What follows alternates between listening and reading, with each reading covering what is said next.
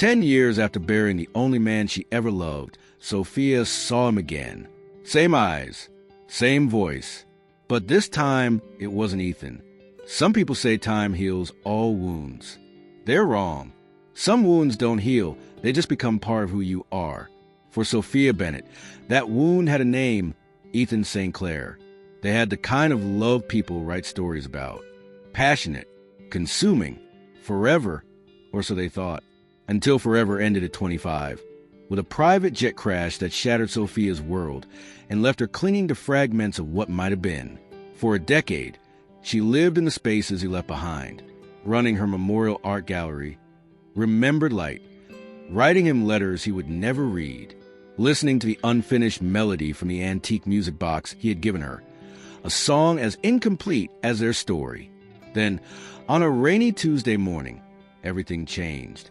A man walked into her gallery, and for one heart-stopping moment, Sophia thought the impossible had happened. But the universe wasn't offering miracles. It was offering complications, because a man standing before her, with Ethan's eyes and Ethan's voice, was someone Ethan had never once mentioned, his brother. And nothing would ever be the same again. Hello, beautiful souls, and welcome to the chapters of love.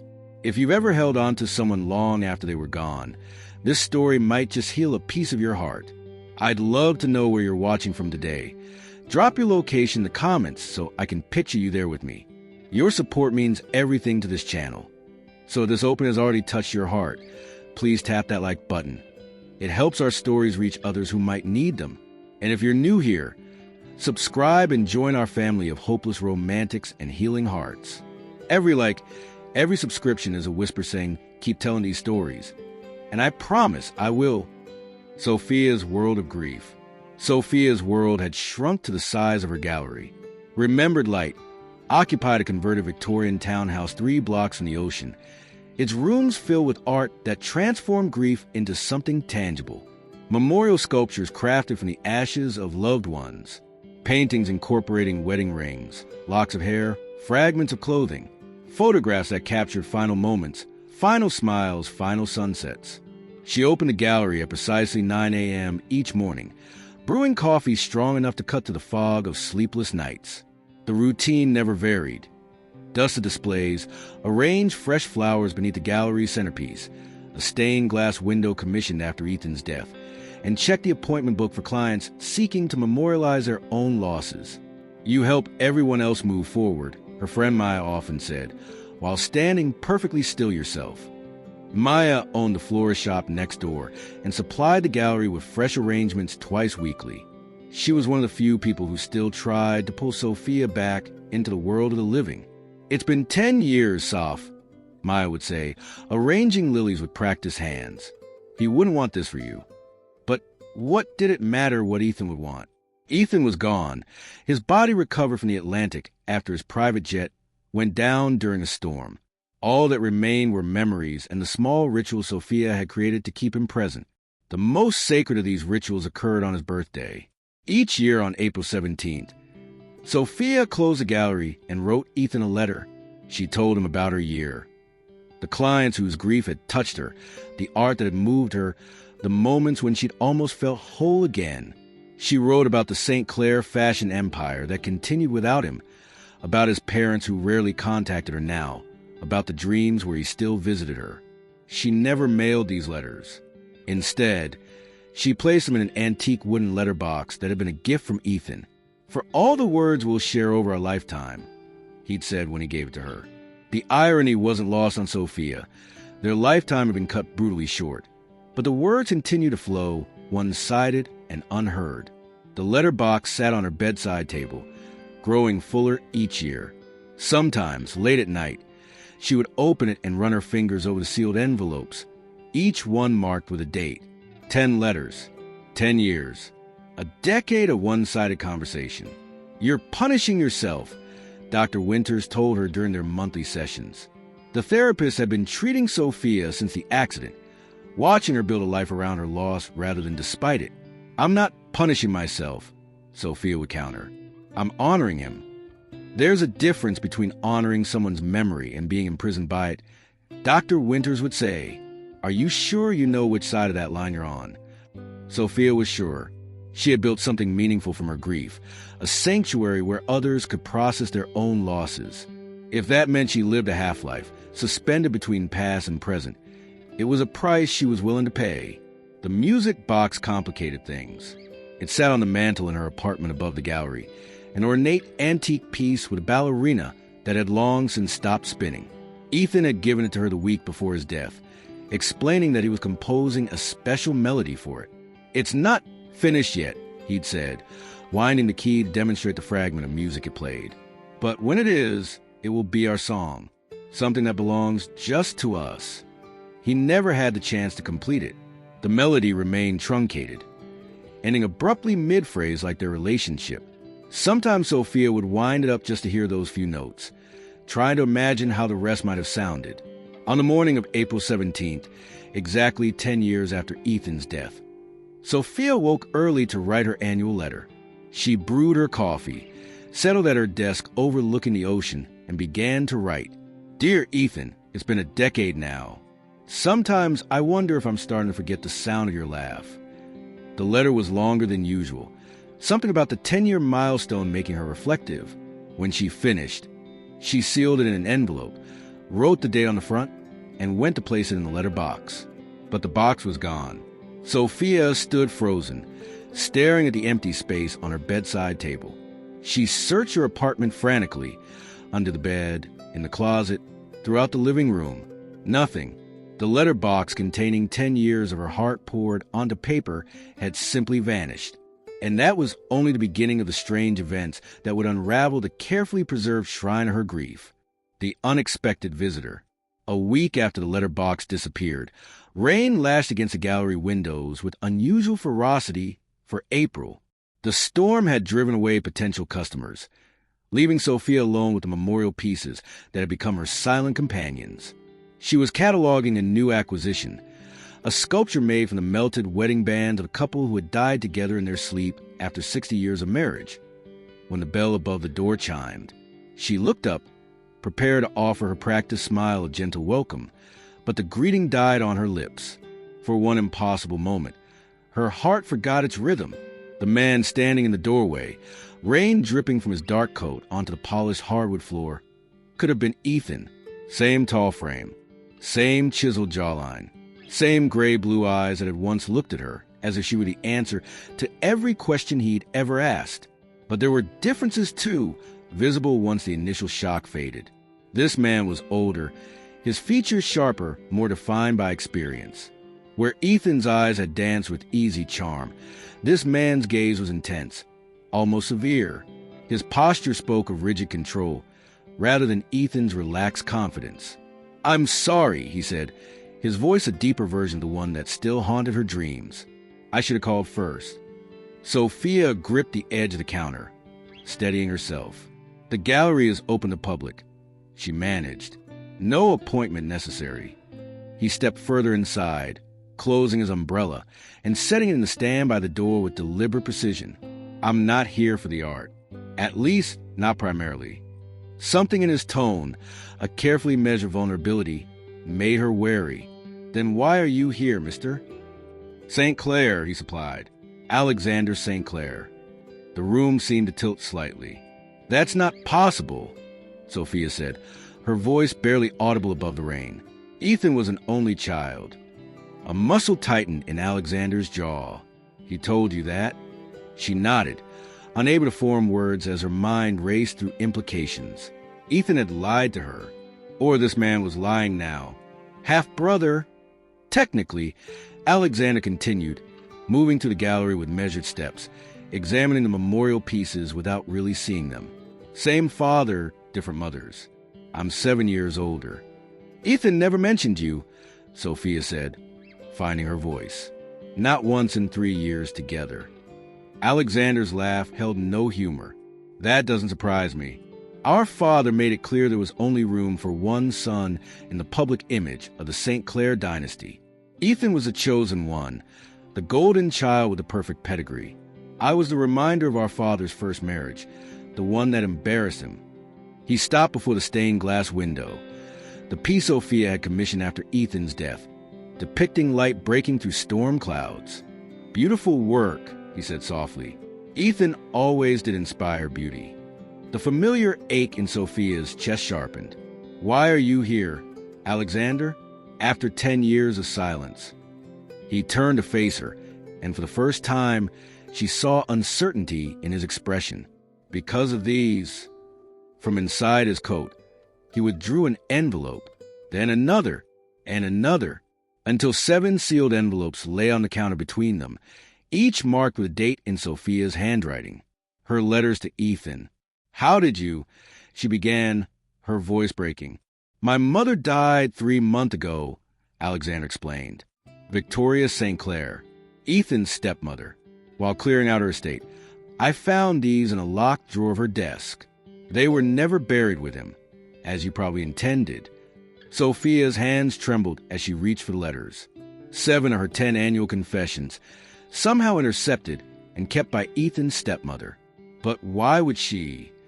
My mother was protective of the St. Clair image, Alexander said carefully. She likely thought your continued connection to Ethan might complicate matters for the family business. And the other 3 letters?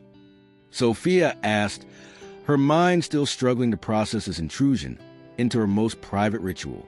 I don't know, Alexander admitted. These were all I found. I assumed there would be more. There were, she said quietly, 10 in total, in a letterbox that disappeared last week.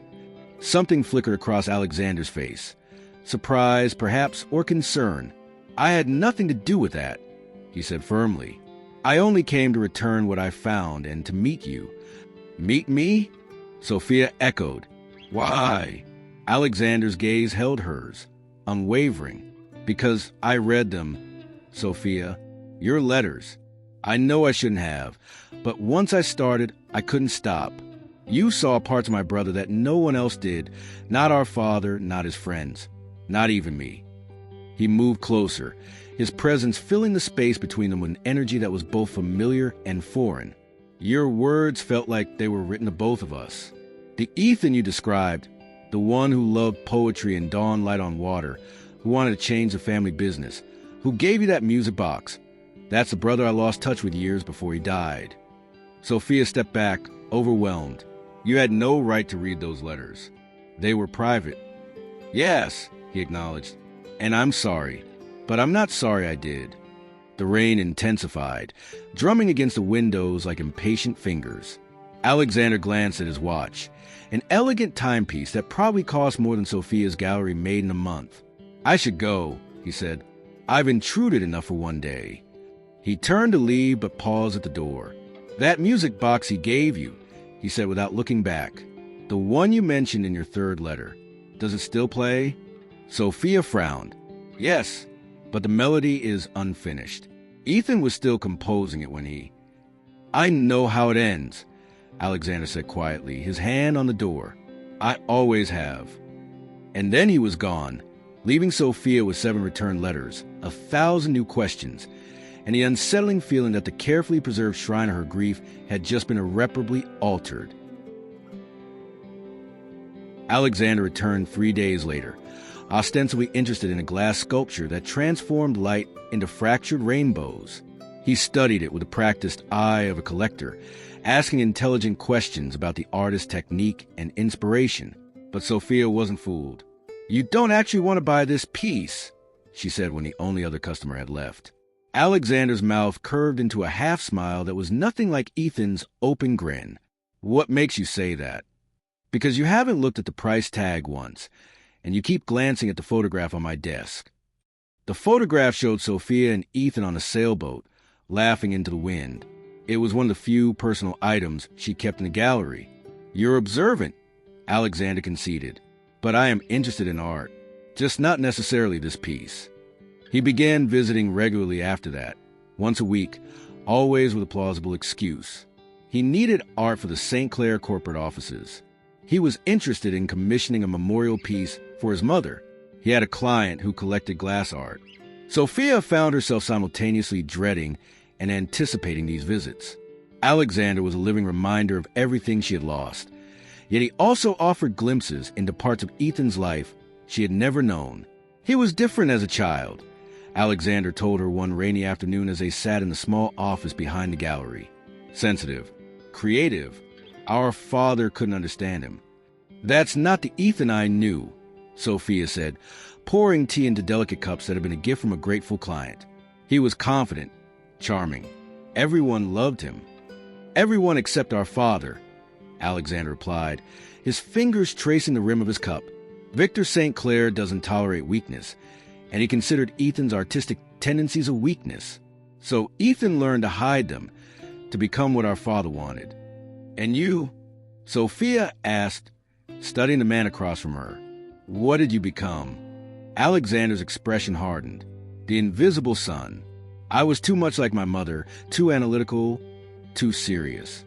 I could run the business better than anyone, but I lacked the St. Clair charm. So I worked behind the scenes while Ethan became the face of the empire. These revelations about Ethan, about the family dynamics she had never fully understood, both fascinated and disturbed Sophia. The Ethan she had loved had never mentioned feeling pressured or inadequate. He had seemed perfectly at ease in his role as the St. Clair heir. Had she ever really known him? Why did you stop speaking to each other? She asked during another of Alexander's visits. You and Ethan... Alexander was examining a new collection of memorial jewelry, glass pendants containing ashes transformed into swirling galaxies. His hand stilled over a particularly beautiful piece.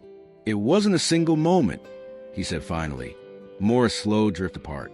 I was sent to boarding school in Switzerland when I was 10. By the time I returned, Ethan had become our father's project, the perfect heir. We lived separate lives in the same house. But you must have had some relationship, Sophia pressed. Brothers don't become complete strangers. Alexander's eyes met hers, and for a moment, she glimpsed raw pain. The final break came when I opposed the direction Ethan wanted to take the company. He wanted to expand into fast fashion, high volume, low quality. I argued it would damage our reputation for craftsmanship. Our father sided with Ethan. That doesn't sound like him, Sophia said, frowning. Ethan talked about making the brand more sustainable, more ethical. With you, perhaps, Alexander said. But in the boardroom, he was Victor St. Clair's son. These conversations left Sophia unsettled, forcing her to reconcile two versions of the man she had loved. Sometimes, she found herself resenting Alexander, not just for complicating her memories, but for being alive when Ethan wasn't. It should have been you, she blurted out one evening as they closed the gallery together, the words escaping before she could stop them. Alexander froze, his hand on the light switch. What? Shame flooded her immediately, but she couldn't take it back. On that plane, it should have been you, not him. You were the one he didn't need. The silence that followed was deafening. Alexander's face went completely blank, a mask sliding into place over whatever he might be feeling. I'm sorry, Sophia whispered, horrified at herself. I didn't mean... Yes, you did, he said quietly. And you're not the first person to think it. My father made it quite clear at the funeral that the wrong son had survived. He turned to leave, but Sophia caught his arm. Alexander, please. I was cruel and wrong. Grief is an excuse. He looked down at her hand on his sleeve, then back at her face. Something shifted in his expression, a softening around the eyes. Do you know why I keep coming back here? He asked. Despite your obvious discomfort? Despite knowing I'm a living reminder of what you've lost? Sophia shook her head. Because this gallery, what you've created here, it's extraordinary. You've found a way to make grief beautiful without diminishing its power. That takes remarkable courage and vision. It was the first time anyone had truly seen what she was trying to accomplish with remembered light, not as a shrine to her own grief, but as a transformation of pain into meaning. The unexpected recognition brought tears to her eyes. Thank you, she whispered. That moment marked a shift in their reluctant connection. Alexander still visited weekly, but now they spoke more openly about art, about memory, about the complex nature of loss. Sophia found herself looking forward to their conversations, even as guilt gnawed at her for feeling anything positive in Alexander's presence. Then Victor St. Clair discovered their growing acquaintance. The call came on a Tuesday morning. Sophia was arranging a new display when her phone rang, an unfamiliar number lighting up the screen. "Ms. Bennett," said a cold, authoritative voice. "This is Victor St. Clair. I understand my son has been visiting your establishment." "Mr. St. Clair," Sophia replied, her heart racing. "Yes, Alexander has." "I would appreciate if you would discourage these visits," Victor interrupted. "The St. Clair family has moved on from the tragedy of Ethan's death. Alexander's interest in you can only lead to unnecessary complications." "With all due respect," Sophia said carefully, "I don't see how Alexander's visits to my gallery concern you." Victor's laugh was brittle.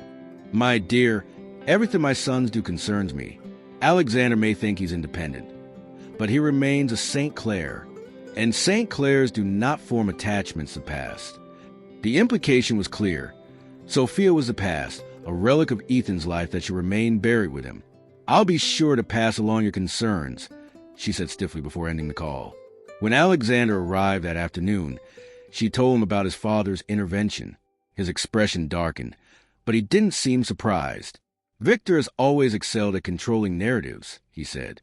"And you, Sophia Bennett, don't fit the narrative he's created about Ethan's life and death." "What narrative is that?" she asked. Alexander's smile held no warmth. "The one where Ethan was a perfect son who died tragically while expanding the family business. The one that does include the fact that he was running away. Have you ever met someone who changed how you remember your past? Someone who made you question what you thought you knew? Share in the comments if you experienced this kind of revelation. Your stories remind me that memory is rarely simple, and that sometimes the most profound truths come from unexpected sources. If this journey is touching your heart, please tap that like button. It helps our stories reach others who might need them. And stay with me, because what Alexander reveals next will change everything Sophia thought she knew about the man she couldn't let go.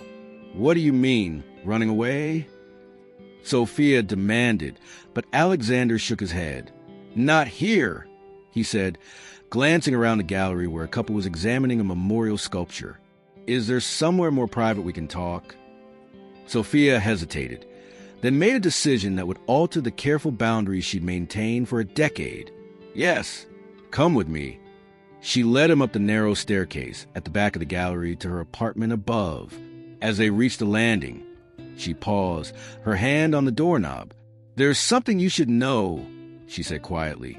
"I've never brought anyone up here since Ethan." Alexander's expression softened. "I understand what that means, Sophia. Thank you for trusting me." The apartment was small, but filled with light. Windows on 3 sides capturing views of the ocean and the town below. What struck Alexander immediately, though, was the door at the far end of the living room.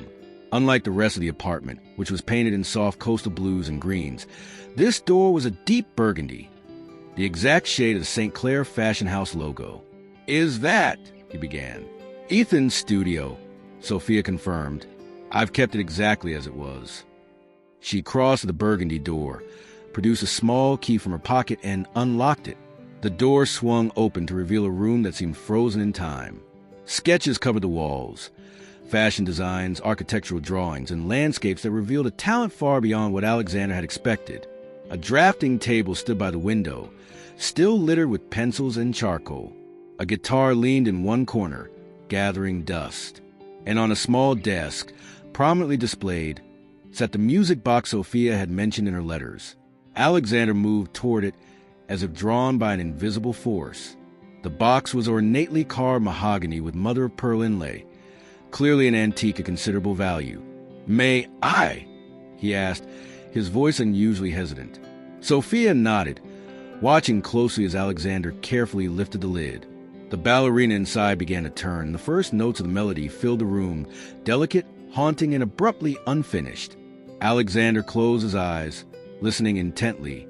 When the music stopped, he remained still for a moment, then began to hum, continuing the melody where it had left off, adding notes that seemed to flow naturally from what had come before.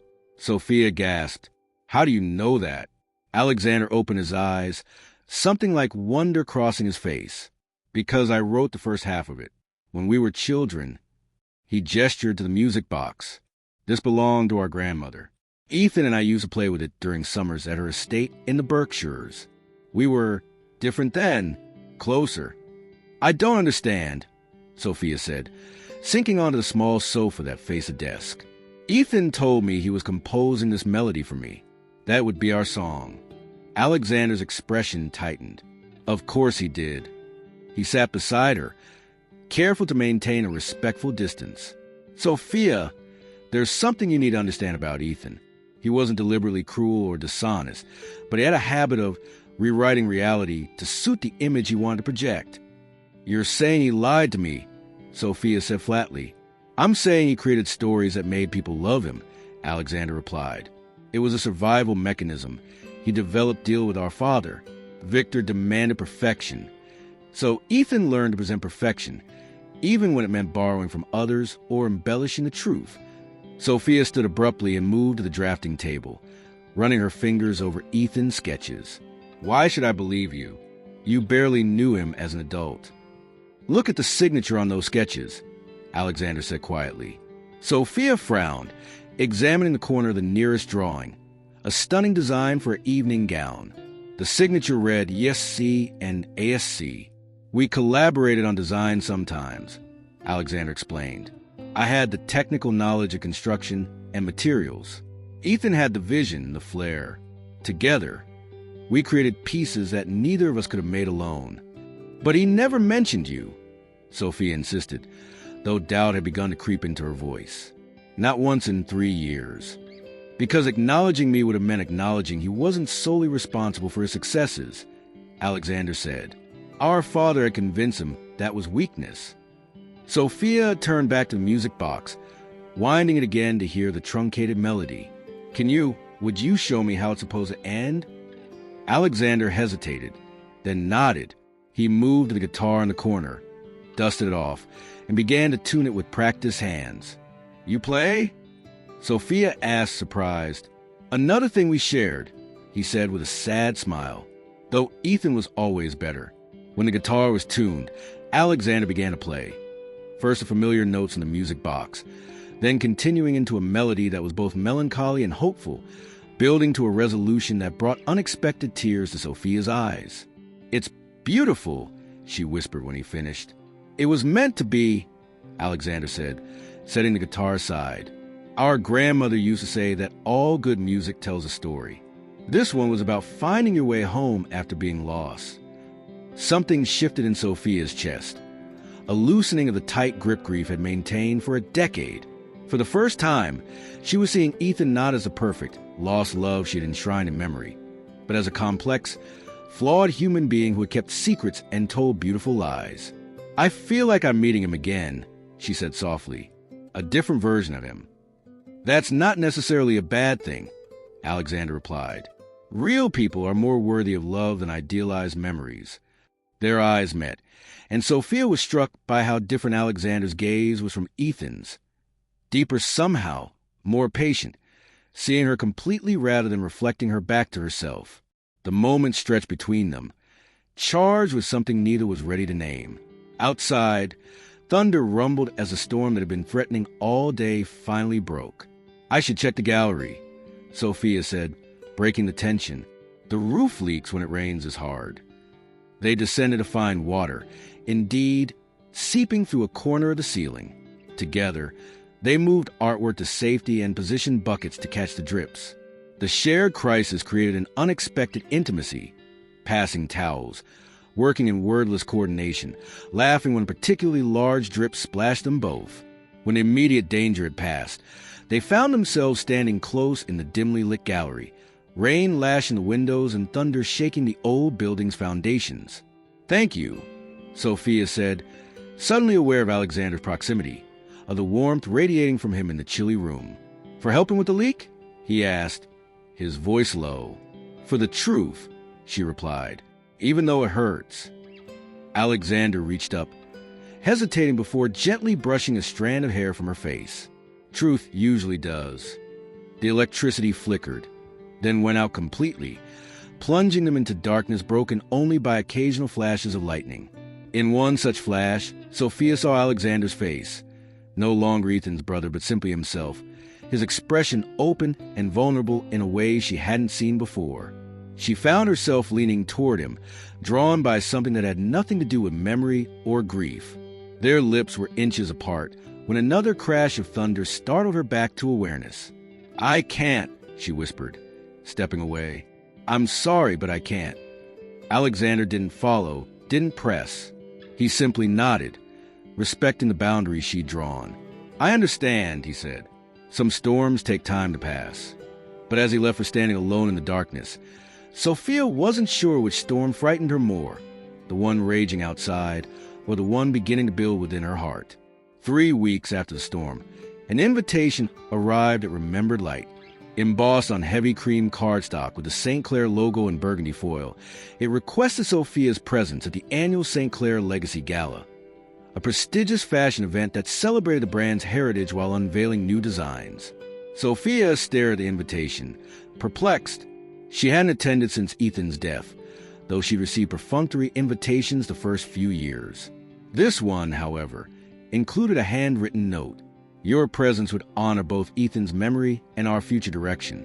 Alexander St. Clair." She called him immediately. "Is this your idea of a joke?" "Not at all," Alexander replied, his voice calm despite her accusatory tone. "This year's collection includes several pieces inspired by designs Ethan and I created together. I'm finally acknowledging our collaboration publicly." "Your father will never allow it," Sophia said. "My father no longer has controlling interest in the company," Alexander said. "After my mother's death, her shares passed to me. I now own 51% of St. Clair Designs." Sophia's breath caught. "Does Victor know I'm invited?" "He will," Alexander said, a hint of steel in his voice. At the gala, against her better judgment, Sophia agreed to attend. She told herself it was closure, a chance to honor Ethan's creative legacy. But as she prepared for the event, selecting a vintage St. Clair gown in deep emerald that Ethan had once said brought out the gold in her eyes, she couldn't deny that Alexander's presence in her life had awakened something she thought long dead. The gala was held at the St. Clair Mansion, a sprawling estate overlooking the Atlantic.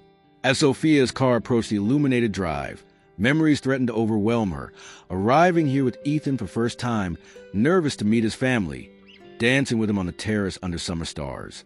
Their last argument before he boarded the private jet, words she'd replayed 1,000 times. Alexander was waiting at the entrance, striking in a perfectly tailored black suit with a burgundy tie that matched the St. Clair logo. His eyes widened slightly when he saw her. "You look beautiful," he said simply. "This was a mistake," Sophia whispered as he offered his arm. "Everyone is staring." "Let them," Alexander replied. "You belong here as much as anyone." The ballroom was a showcase of wealth and influence. Fashion editors, celebrities, and industry power players mingling beneath crystal chandeliers. Sophia felt the weight of curious glances and whispered comments as Alexander guided her through the crowd. They had almost reached a display of new designs when Victor St. Clair intercepted them, his tall frame imposing despite his 70 years. His cold gaze swept over Sophia before fixing on his son. "Alexander," he said, his voice carrying just far enough to be heard by those nearby, "I wasn't aware you were bringing a guest." "Ms. Bennett received an invitation," Alexander replied evenly, "as did all our special contributors." Victor's smile didn't reach his eyes. "How thoughtful, though I wonder if it's appropriate, given the circumstances." "What circumstances would those be, Father?" Alexander asked, his tone deceptively light. Victor took a deliberate sip of his champagne. "The awkwardness of parading Ethan's former fiancée at a family event, particularly when we all know the truth about his plans." Sophia felt Alexander tense beside her. "This isn't the place, Father." "On the contrary," Victor continued, his voice taking on the practiced projection of a man accustomed to commanding attention. "Miss Bennett has spent a decade enshrining my younger son in grief. Perhaps it's time she knew exactly who she's been mourning." The conversations around them had quieted, attention shifting to the unfolding drama. Sophia's heart hammered against her ribs. "Victor," she said quietly, "whatever you have to say can be said privately." "Why?" Victor asked, his smile turning cruel. "Ethan wasn't planning to leave you privately. He was quite open about his intentions with the family. "What are you talking about?" Sophia demanded, her composure cracking. "The trip on the private jet," Victor said, swirling his champagne. Ethan wasn't flying to Milan for business. He was meeting Isabel Moreau, the daughter of our chief competitor. They had been involved for months. The room seemed to tilt beneath Sophia's feet. "You're lying." "Am I?" Victor raised an eyebrow. Ask yourself why he insisted on traveling alone. Why he was so secretive about the trip details. Why he took his grandmother's music box, a family heirloom, with him instead of leaving it with you. "That's enough," Alexander cut in, his voice dangerously quiet. "The truth hurts, doesn't it?" Victor continued, addressing Sophia directly now. "He was leaving you, my dear, running away with another woman. The crash merely spared you the public humiliation." Alexander moved so quickly that several guests gasped. In one fluid motion, he took his father's arm and pulled him close, speaking in a voice only Victor and Sophia could hear. "If you say another word, I will announce to everyone here that you've been embezzling from the company for years. I have proof, and I'm no longer willing to protect you." Victor's face drained of color. He pulled away from his son's grip and straightened his jacket with trembling hands. "Enjoy your evening," he said stiffly before retreating to the stunned crowd. But the damage was done. Sophia stood frozen, Victor's words echoing in her mind. The music box, the secretive trip, the calls Ethan had taken in private during their final weeks together. "I need to leave," she whispered, already moving toward the exit. Alexander followed her outside, where rain had begun to fall, a gentle mist that matched the tears streaming down her face. "Sophia, wait!" he called as she hurried down the drive. "Let me explain." "Explain what?" she demanded, turning to face him. "That Ethan was cheating on me? That our entire relationship was a lie? Or that you've known this all along and kept it from me?" "None of that is true," Alexander said, rain dampening his hair and shoulders as he stood before her. "My father twisted the facts to hurt you, to hurt us both." "Then what is the truth?" Sophia asked, her voice breaking. "Because right now, I don't know what to believe anymore." Alexander took a deep breath. "Come back to the gallery with me. There's something you need to see." An hour later, they sat in Sophia's apartment above Remembered Light, a small leather-bound journal open between them on the coffee table. Ethan's journal, the one he'd kept with him on the plane, recovered from the wreckage but never given to Sophia. "I found it when clearing out my mother's things," Alexander explained. "She must have intercepted it when personal effects were returned after crash." With trembling fingers, Sophia turned to the final entry, dated the day of Ethan's death. "Milan today, then Switzerland. A has arranged everything. Father will be furious when he discovers I've transferred my shares to a trust he can't touch. But I can't continue living this lie. The new sustainable collection is ready, my final gift to the St. Clair name before I leave it behind. S deserves the truth about everything. I'll call her from Zurich once it's done. Maybe then we can start fresh, without the weight of my family's expectations. The music box is nearly finished. Just a few more notes to complete our song." Sophia looked up, confusion and pain etched across her face. "I don't understand. Who is A? What was he planning?" "A is me," Alexander said quietly. "Ethan wasn't running away with another woman. He was executing a plan we developed together to break away from our father's control.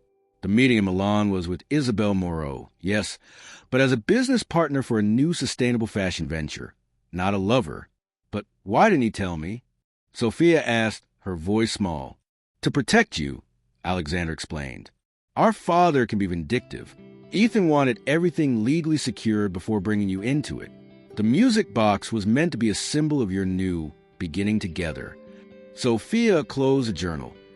10 years of certainty crumbling around her. So he wasn't leaving me. He was leaving for me.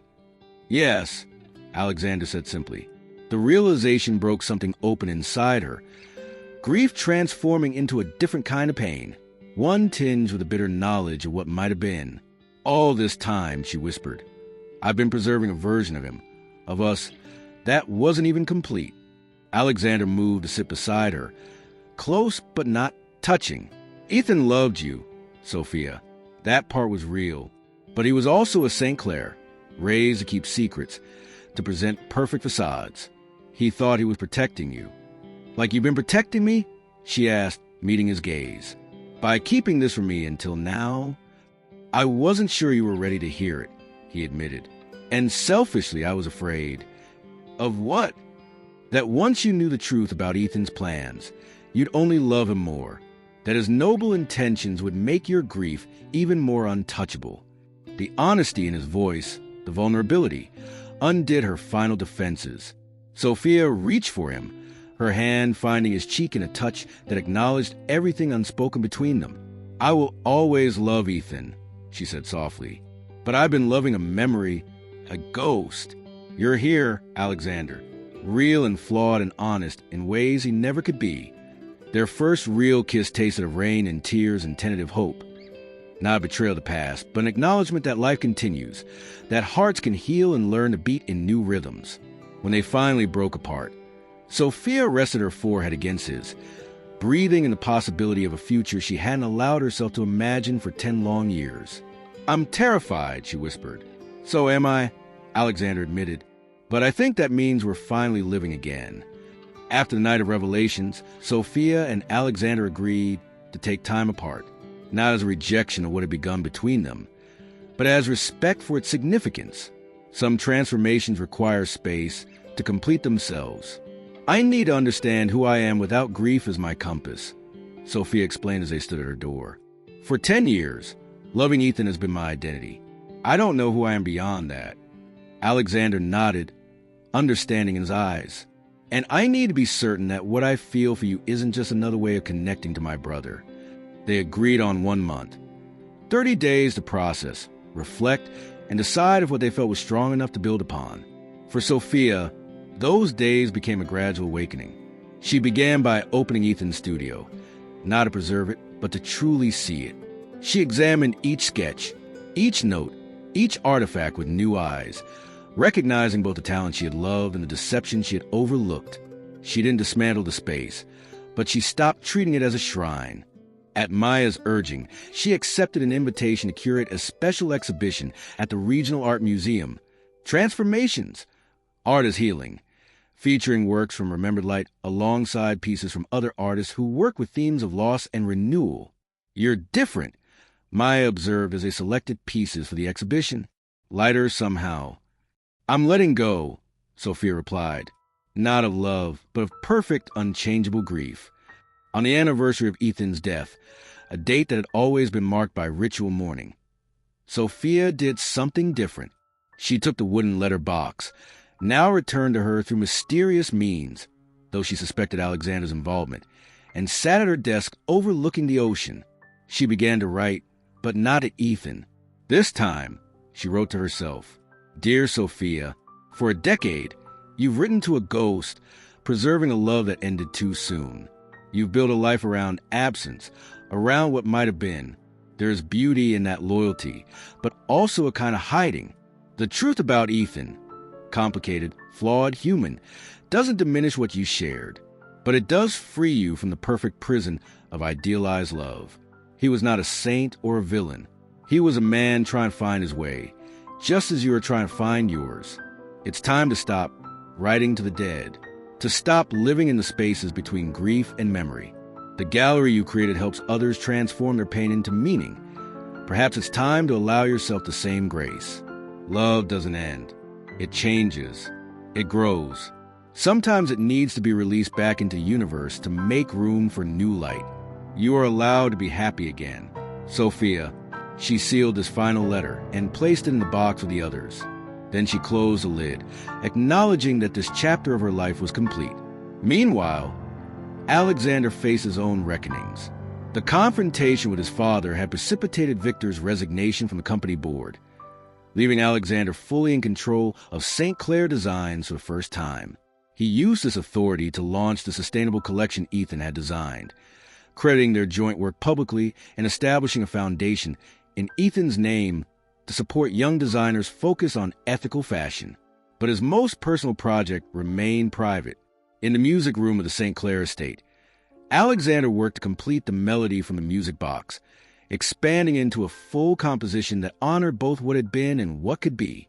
When the 30 days had passed, Sophia received a simple message: the estate at sunset, if you're ready.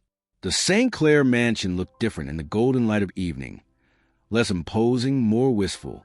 Sophia hadn't returned since Ethan's funeral, and as she walked up the long drive, memories surfaced and receded like waves. She carried a small velvet box containing Ethan's engagement ring, the one she'd worn on a chain around her neck for years, then placed in a drawer when she began to heal. Today, she would return it to the St. Clair family vault, to be buried eventually with Victor and Victoria when their time came. The housekeeper directed her to the family cemetery on the eastern edge of the property, where generations of St. Clairs rested beneath marble monuments. Sophia placed a ring box at the base of Ethan's headstone, her goodbye both final and peaceful.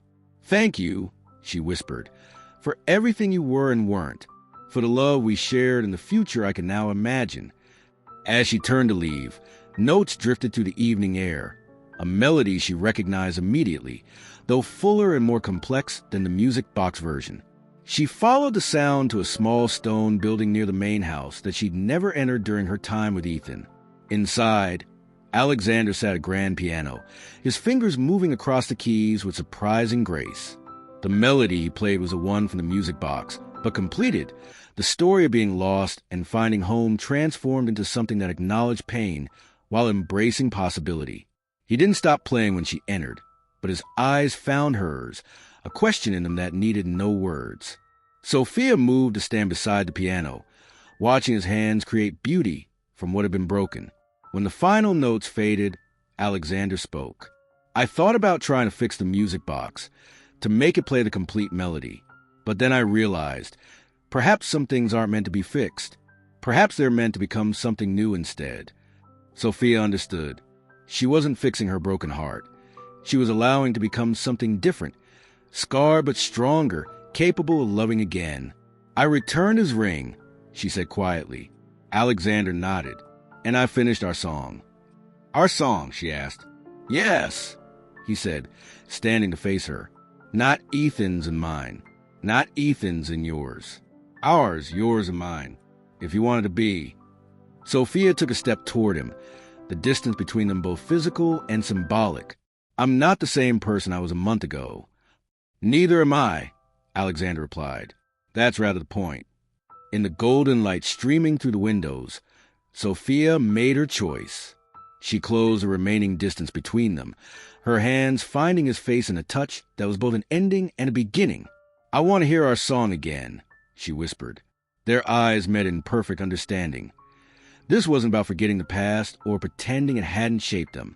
It was about choosing each other not despite that past, but because of how it had forged them both. Ethan would always be part of their story, a thread in the complex tapestry that had brought them to this moment. But he was no longer the story itself. "We wouldn't be who we are without him," Alexander said softly, voicing what they both knew. "Without the love you shared, without the brotherhood that shaped me. But this, us, is something entirely our own." Sophia nodded, feeling the truth of it in her bones. Our own chapter. And as the sun set on one story, the first notes of another began. 1 year later, a new gallery opened its doors on the waterfront, not far from where Remember Light still stood, but distinctly its own space. New Light read the elegant sign with a smaller inscription beneath, "Where memory meets possibility." The opening exhibition drew art lovers, critics, and curious locals alike. At its center stood a remarkable sculpture, the original music box, transformed. Its wooden case had been partially deconstructed, revealing the intricate mechanisms inside. From these exposed gears and springs emerged delicate metal branches that blossomed into copper and brass flowers. When activated, the sculpture played the complete melody, Ethan and Alexander's childhood composition, now fully realized. The plaque beside it read simply, "Unfinished Symphony Completed." Sophia moved through the crowd in a gown from the latest St. Clair collection, a design that subtly incorporated elements from Ethan and Alexander's early collaborative sketches. The emerald fabric caught the light as she greeted guests, her smile no longer shadowed by grief. Alexander watched her from across the room, still sometimes struck by the journey that had brought them here. When their eyes met over the heads of the crowd, the connection between them was palpable, a quiet understanding that needed no words. Later, as the last guest departed, they stood together before the music box sculpture. "Do you think it would approve?" Sophia asked softly. Alexander considered this, his hand finding hers. "I think he would be surprised." And then, yes, he would approve. "Now the sculpture," Sophia clarified. "Of us." Alexander smiled. "Especially of us." As they locked the gallery and walked along the moonlit shore, their future stretched before them. Not perfect or without challenges, but authentically theirs. They had chosen to build something new together, not on the ashes of the past, but with its lessons carefully integrated. Once upon a heartbreak, she fell in love with a ghost and found the man behind it. But perhaps the greater discovery was finding herself, the woman who could love again, differently but no less deeply, who could transform grief into art, absence into presence, endings into beginnings. Some love stories end too soon. Others take unexpected detours before finding their way home. The most beautiful ones, perhaps, are those that teach us how to rewrite our own endings. If this story touched your heart today, please give it a like. It helps more than you know. And if you believe in second chances and the healing power of love, subscribe to the Chapters of Love. I pour my heart into every story I share with you, and I'd be honored to have you join our family. Remember, beautiful souls, sometimes the end of one chapter is just the beginning of a more beautiful one. Until next time, take care of your precious hearts. With love,